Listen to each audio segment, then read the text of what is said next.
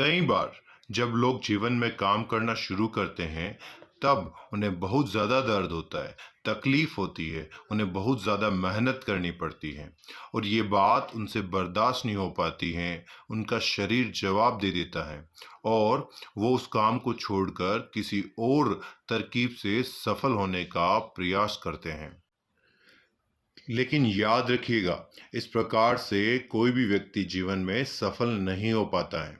याद रखिए कि सफलता का मार्ग मेहनत, दर्द और तकलीफ से ही होकर गुजरेगा और यह आपको सहना ही पड़ेगा। तो इसके लिए आप हमेशा तैयार रहिए। तो चलिए इस बात को एक कहानी के माध्यम से समझते हैं। एक बार एक मूर्तिकार अपनी छीनी और हथौड़ी से एक पत्थर को भगवान की मूर्ति का आकार देने का प्रयास कर रहा था। जैसे ही वह चीनी पर अपना हथौड़ा चलाता, वह पत्थर चिल्लाने लगता और कहने लगता कि ये क्या कर रहे हो? मुझे इतना क्यों मार रहे हो? मुझे बहुत दुख हो रहा है, तकलीफ हो रही है, पीड़ा हो रही है। मुझे अपने हाल पर छोड़ दो और यहाँ से चले जाओ। मूर्तिकार ने उस पत्थर से कहा कि मुझे बहुत अच्छे से पता है कि तुम्हें बहुत दर्द हो रहा है, तकलीफ हो रही है और तुम बहुत ही ज़्यादा पीड़ा में हो। लेकिन यदि आज तुमने इस दर्द को नहीं सहा, इस तकलीफ को नहीं सहा, तो जीवन भर तुम इसी प्रकार से पड़े रहोगे। मुझे पता है कि तुम में आगे बढ़ने की अपार संभावनाएं हैं। तुम एक बहुत अच्छे पत्थर हो, लेकिन यदि तुम इसी प्रकार से रहोगे तो कभी भी आगे नहीं बढ़ पाओगे। इतना कहकर मूर्तिकार ने अपने औजार उठाए ही थे कि पत्थर फिर से चिल्लाने लगा, गिड़गिड़ाने लगा, विनती करने लगा कि मुझे अपने हाल में छोड़ दो। मुझे पता है कि जीवन में कौन सी चीज़ सही है और कौन सी चीज़ गलत है। मुझे बहुत ज़्यादा दर्द हो रहा है। अब मैं इस तकलीफ को बहुत ज़्यादा नहीं सह सकता। मैं जिस हाल में यहाँ हूँ उस हाल में छोड़ दो और तुम यहाँ से चले जाओ।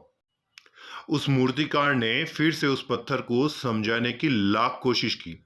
ज़्यादा अधीर मत बनो और अपने सब्र को बनाए रखो। थोड़ी देर और इस दर्द को सहो।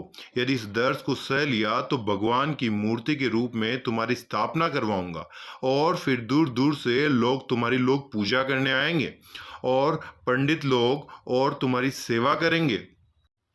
लेकिन पत्थर ने उस मूर्तिकार की एक भी बात नहीं मानी। वह चिल्लाता रहा और अपनी बात पर अड़ा रहा। मूर्तिकार ने उस पत्थर को समझाने की बहुत कोशिश की, लेकिन वो पत्थर नहीं माना।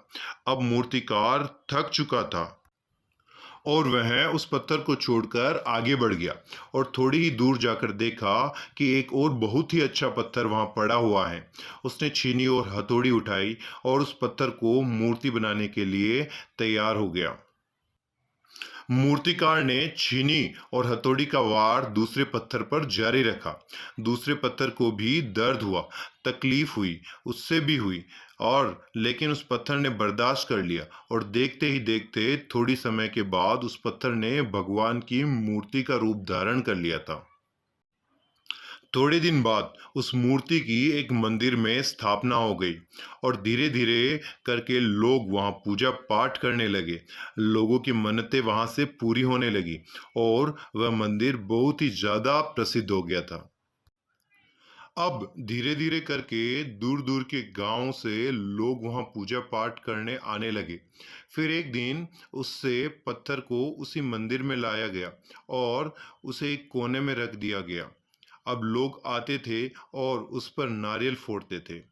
ये कोई और पत्थर नहीं बल्कि वही पत्थर था जिसने दर्द को नहीं सहा था। अब वो पत्थर मन ही मन बहुत ज़्यादा पछता रहा था, दुखी हो रहा था और अपने आप से कह रहा था कि काश मैंने उस दिन उस दर्द को और तकलीफ को सह लिया होता तो आज लोग मेरी भी पूजा करते। इसीलिए आप भी अपने जीवन में हमेशा याद रखिए कि जब भी आप अपने करियर की शुरुआत में किसी काम को कर रहे हो, पढ़ाई कर रहे हो या कोई भी काम कर रहे हो और उसमें आपको दर्द हो रहा है, तकलीफ हो रही है और ज़्यादा मेहनत करनी पड़ रही है, तो आप रुकिएगा मत और किसी और रास्ते की शुरुआत मत करिएगा। क्योंकि कोई और रास्ता आपको सफलता नहीं दे सकता है। आपको उस दर्द को, उस तकलीफ़ को सहना ही होगा और उस दर्द को, उस तकलीफ़ को सहकर आप ज़्यादा मजबूत बनेंगे और तभी आप अपने जीवन में आगे बढ़ पाएँगे। और जीवन में हमेशा याद रखिए कि आपको पहले पत्थर की तरह नहीं, बल्कि दूसरे पत्थर की तरह बनना है। दोस्तों, यदि ये कहानी आपको पसंद आई हो और इससे कुछ सीख मिली हो, तो अपने दोस्तों के साथ और अपने फैमिली के साथ ज़रूर शेयर करिएगा।